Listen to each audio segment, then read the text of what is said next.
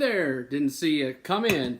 Hey, I'm Bob. I'm going to be talking to you today with Brush Up on Bob with EMS. We're going to be talking about verbal first aid.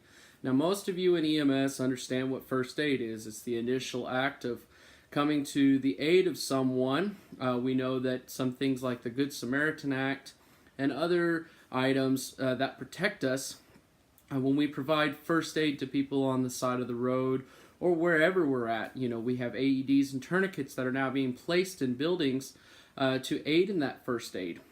Now, today I want you to have an open mind. I want you to be willing to accept what I have to say, and you take it with a grain of salt. You don't have to practice it, but what we're going to be talking about is verbal first aid, using our words to create a therapeutic effect for our patients, even when we can't start that IV or give that medication for our patients. So I want you to stay tuned because we're going to be diving right in to this wonderful thing called verbal first aid.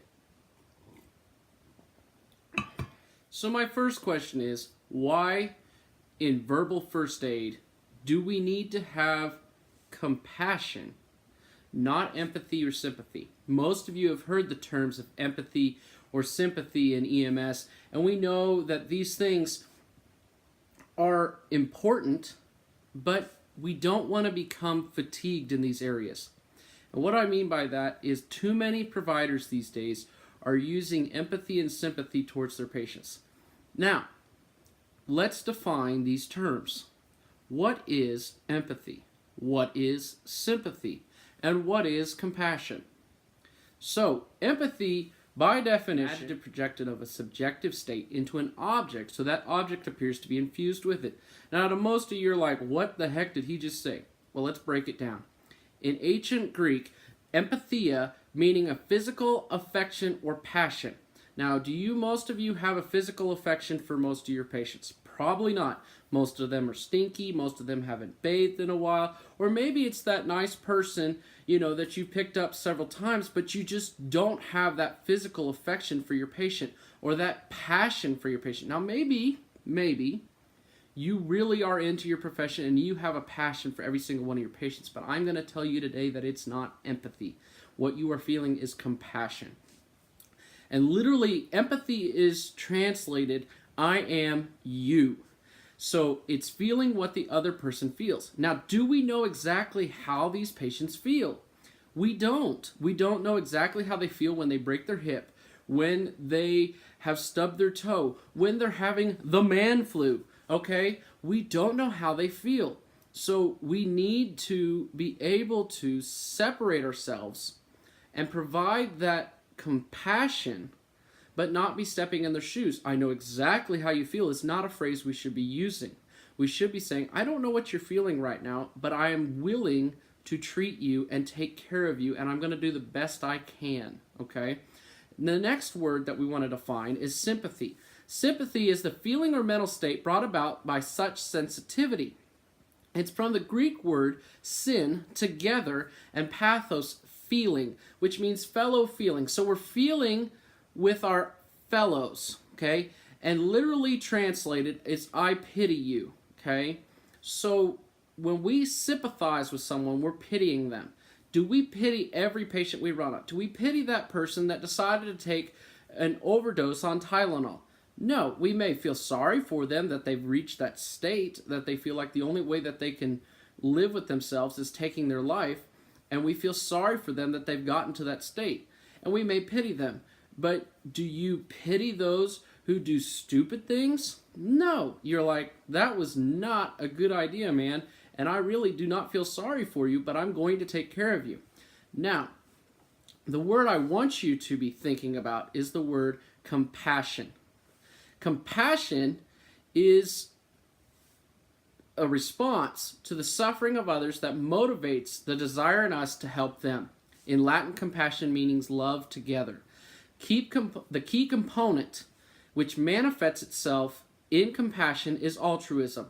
It's the selfless principle or practice of concern for the welfare of others. Are we concerned for the well-being, the welfare of others? How well they can do? Treating them, getting to the hospital, making them feel better. We are concerned with that. So we want to have compassion. But we don't want to create for ourselves what we call empathy fatigue. We don't want to get into the motions of always feeling everybody else's problems, because when we do that, we are going to wear and tear on ourselves, and it's going to create issues. We're going to create burnout, and we don't need that. So today, we're going to discuss how we can use verbal first aid and compassion to take care of our patients. So, words that we use on a daily basis, verbal first aid, the emphasis on the verbal, is a thing we use daily in our lives. We tell people, hey, I'd like to buy this object, and then we exchange currency, we buy the object, and it's ours to keep. We visit with people at the coffee shop. We visit with people at our station. It's the primary way we interact with one another. And words create emotions. Think about the last time somebody or something was said to you and you took offense to it. Now, did you take offense to the word, or was it the feeling from the word that made you take offense? Because it hit something with you.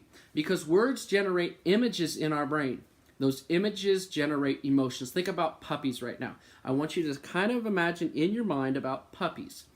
Puppies create kind of a happy feeling in our mind. It may create in some people's minds a disinterest because they had puppies at one time and all the work that went into taking care of them.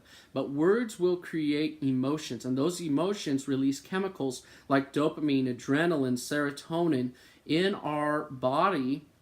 And those chemicals change our body's physiology, the way our body's running. When we have a fight or flight response, possibly from somebody jumping out from behind a bush, and we're freaking out, that's a release of the adrenaline.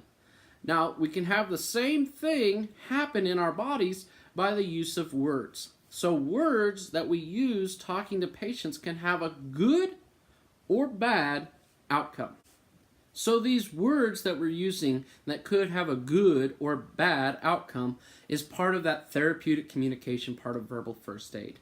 Therapeutic communication, by definition, is a face-to-face process of interacting that focuses on advancing the physical and emotional well-being of the patient. Back to that general welfare of others, okay? We're using that compassion. So compassion falls in line with therapeutic communication. It has nothing to do with a therapy, so you don't have to be trained in it, as in going to school and getting a certificate. It can be done by anyone. It can be done by your mother. It can be done by your grandmother. It could be done by your father. It doesn't matter who does it. They just have to understand where it comes from and be able to use it.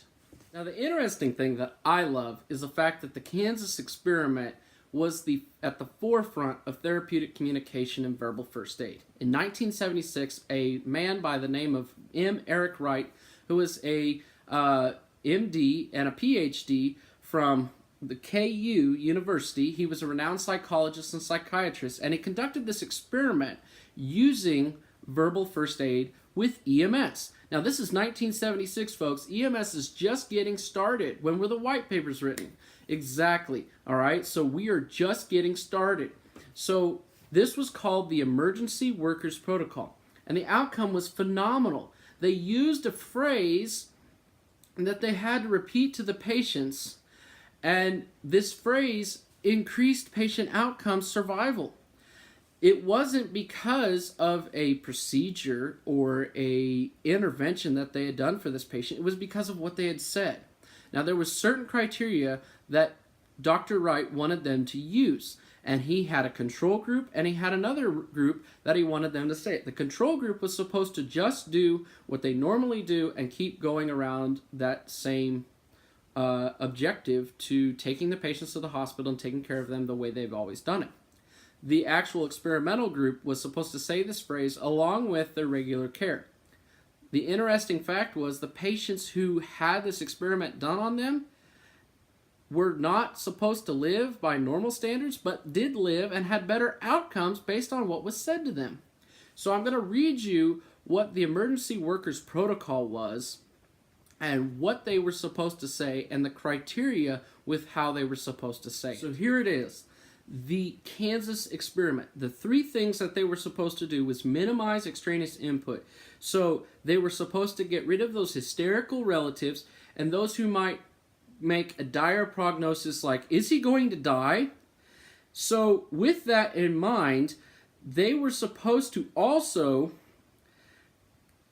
communicate this simple paragraph word for word to this patient and eliminate unrelated conversation. So they weren't supposed to say any other words except for this paragraph, and here it is. The worst is over. We are taking you to the hospital. Everything is being made ready. Let your body concentrate on repairing itself and feeling secure. Let your heart, your blood vessels, everything bring themselves into a state of preserving your life. Bleed just enough so as to cleanse the wound and let the blood vessels close down so that your life is preserved. Your body weight, body heat, everything is being maintained. Things are being made ready for you at the hospital. We're getting there as quickly and as safely as possible. You're now in a safe position. The worst is over. The problem that was experienced with this Kansas experiment is the EMS workers who were in the experimental group saw the outcomes and started telling the guys who were in the control group, and they started telling their partners and their friends about what they were doing and seeing those outcomes, and the patients started living, but it also ruined the experiment. But the thing I want you to take away from this is that the words created a positive outcome for these patients who might have or might not have lived. So our words can have a good or bad outcome. So there's a couple rules about first aid. Number one, it's not a therapy, and you have to be genuine and don't manipulate your patients, because if you try to manipulate them to get to do things that you want them to do, they're going to see right through you, and it's no longer going to be therapeutic. So here's 7 ideas for successful verbal first aid. During times of fear, stress, confusion, or pain, patients are easily persuaded and receptive to ideas. Attention is more fluid, and they can have positive or negative for your patients. The right words said at the right time. Another thing is establish rapport. Rapport is big with your patients. If they can hear you and understand you, you can create that relationship. So number 1, find out that patient's name. Use their name. Don't use hon, sweetie, sir. Okay? Say, what would you like me to call you? They say Bob, then call them Bob. Don't call them Mr. Roberts or Joe, Schmo. You call them Bob, or you call them Robert. Introduce yourself. Shake their hand. Ask them their name and pace along with them. Come alongside of them. If you need to sit down next to your patient because they're having a panic attack, then do so. Get down on their level. And while you're holding your hand, you can do the old rapport handshake. Hold their hand, and while you're doing that, take your other hand and check their pulse. You're also checking motor and sensory at the same time. And if they're gripping you, you can check to see for a stroke at least on one side. You're doing a lot of things in a very short amount of time taking care of your patient. I'm always reminded of the movie Patch Adams, where they're walking through a hallway, and there's a whole bunch of student doctors. And they walk up to this patient, and they recognize this patient as a diabetic, early onset juvenile who, is insulin dependent, who's not taking care of her diabetes very well, and she's starting to develop gangrenous feet. And they don't even talk about her name, and she has this scared look on her face, and she's just frightened. And Robin Williams, who's playing Patch Adams, is based on a true story. He's standing at the back. He's not even a medical student. He just grabbed a coat, a white coat, just to tag alongside because he wants to become a doctor and take care of patients a different way because he had a bad experience and he wants to make a positive experience in patients' life. And he stands at the back and he asks a question. And this question just blows my mind every time I see it. He says, "What's your name?" And the intern, the resident who's leading the group around, says, "What?" He says, "What's her name?" And he looks at the paper and reads off the name to Patch. And Patch says, "Hello," and uses her name. The expression on the patient's face when he uses her name changes from this scared look to a more calming, smiling look that she knows she's being taken care of at that moment. So remember, when we take care of patients, use their name. And that can have a difference in the way we develop that rapport with our patients, in the way we can take care of our patients and get them that best treatment possible. Now, when we take care of patients, you don't want to stand in the corner and not do anything and stare at them. It would just be awkward. So you're the leader on the scene when you're the patient care person. Say, my name is Bob. I'm an EMT. I'm going to help you today. Now, remember, you don't want to say, my name is Bob. You want to be cool, calm, and collected. And always smile when you're taking care of the patients, because that will help them relax. And no more talking. Use a nonverbal reproach when an approach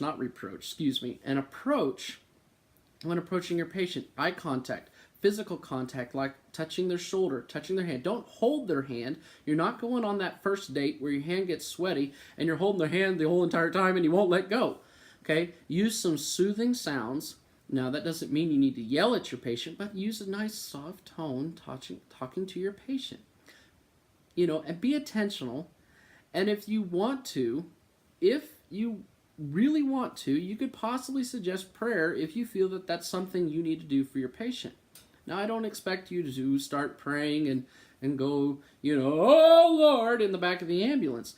But you could say, hey, can I pray for you? Something genuine. Remember, you want to be genuine with your patients. And make an offer they can't refuse. Use some healing images. When you have a person who's in a panic attack, have them try to close their eyes and go to somewhere that they really enjoy. And utilize all those senses. And try to get them to match your breathing. Okay? Tell them to take a breath in for 3 seconds and count out loud for them. People know numbers and they know how long, and you can tell them how long. I want you to hold your breath for 3 seconds. 1, 2, 3. And they let their breath out. Okay, take another breath in and hold it. 1, 2, 3. By doing that, you're increasing their end tidal CO2 and you are decreasing their respirations. You're improving your patient so your patient doesn't pass out. Now, if they pass out, their body's going to re-energize itself and reset. But you want to be able to take control and make an offer they can't refuse. Use laughter. Telling a joke to a patient, if it's, in the right moment, if you feel that it's right, can have all the difference in the world. Laughter increases tissue oxygenation, so we want to get that good perfusion. It disrupts muscular tension and distracts from pain. It also lowers blood pressure and stimulates hope. Hope is what our patients need. That's what they see when we walk in the door is, I'm going to make it through this. They're going to get me to the hospital. They're going to take care of me. And finally, the last thing you need to do is use indirect assurances. Talk about something that you're interested in, that you can show genuine interest. Sometimes when you go on that sexual assault patient, you don't want to be talking about what's going on today because they don't want to talk about it. So use something else that you're doing to kind of direct away from their problem. Or ask them, are you taking a vacation? Where are you going? Where would you like to go if you could take a vacation? And then you can also say something to the effect, I found many patients who receive this drug or this procedure, or when we place pressure on these wounds, after I give this to them, they do fantastic, or they have had good outcomes from this, and that can give them those indirect assurances. So remember the ABCs of communication through verbal first aid. Okay, you need to have good affect, facial expression. Smile for your patients. Use good body language, postures, actions, and rates of activity. Get down on their level, okay? And be calm. No need to freak out for your patients. Be calm and they'll be calm. So how do we apply this? I want you to use 3 magic words when you take care of patients. Please, good, and thank you. All of you know those words. Your mother taught you to use please when you were a child because it's polite and respectful. Good is to be desired. Thank you for doing that. That was really good. Or good job standing up. And thank you, you heard me say that earlier, is expressing our gratitude, and we need to be gracious towards our patients. But words you don't want to use or try to stay away, and you noticed I just said one of the words is try. Because try anticipates failure. How many times have we said, sir, I'm going to try this IV, and what happens? You fail the IV. Now there's the chance that you actually get it. But try also anticipates an extreme effort to do it. I want you to try to get up out of bed. Sir, can you get up out of bed for us? And okay. How many times do we say the word okay? Okay is somewhat of a lie. You're a little kid. You're running down the street and you fall and you scrape your hands and your mom says, get up, you're okay. No, you're not. You just had the worst traumatic event of your life. You fell down in the middle of the street. Okay is the equivalent sometimes in our speech as a it's a transition word. Okay also implies a choice. Is it okay if I start an IV? Let's start an IV and see how you do. They still have the right to refuse. But if you say, can I start an IV? Is that okay? To your drunk patient who really doesn't want you to do anything to them, but they really need that fluids and thiamine to really promote that healing process and get them to the hospital. Try to find different words to use. The final thing I want to touch on today is unresponsive patients. When people are unresponsive, just because they're not alert or looking at you doesn't mean they're deaf. 25% of people who are unresponsive can hear, understand, and emotionally respond to what's happening. There's even possibilities that even clinically dead patients can hear what you're saying. So watch what you say and tell them what you're doing. Even though they're unresponsive, continue to tell them what you're doing. You also watch yourself to what you say around them, and so that you don't regret something that you said that may hurt their feelings or may promote bad healing. Because remember, words can change the physiology of inside the body. So maybe just talking to your patients, just maybe, you could save their life by talking to them and telling them what you're doing to save their life and getting them to the hospital. So remember, if our bedside manner sucks, patients are going to remember that no matter what you did for them. Words are powerful. Don't forget to listen to your patient. We have 2 ears and 1 mouth, so let's do less talking and more listening and more looking, okay?